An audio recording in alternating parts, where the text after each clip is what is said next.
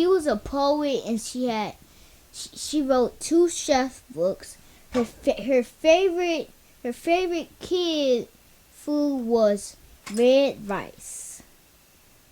The main thing for red rice is you need rice.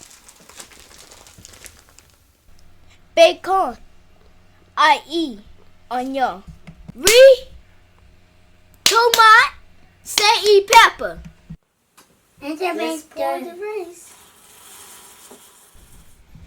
When your rice is done, start cooking your veggies and your bacon.